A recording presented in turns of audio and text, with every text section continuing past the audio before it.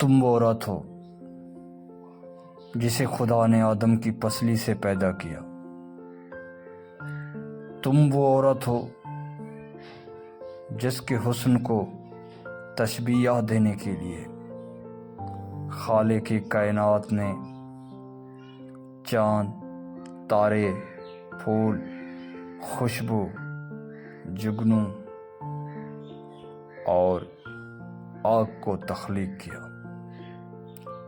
دنیا کے ہر مذہب کا انسان تمہاری خاطر اپنے اپنے خدا کے سامنے اپنا ماتھا رگڑتا ہے۔ تمہاری آرائش کے لیے انسان نے پہاڑ کھود کر سونا نکالا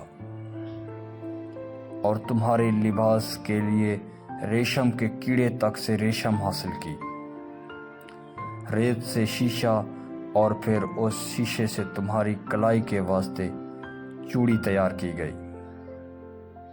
تمہارے لیے پھولوں کے باغات لگائے گئے اور پھر ان باغات کے سب سے خوبصورت پھول تمہارے بالوں میں سجانے کے واسطے چنے گئے۔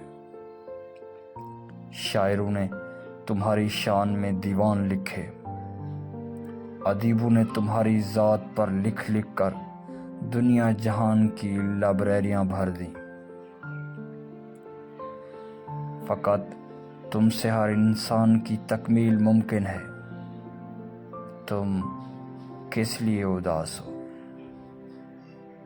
سبسکرائب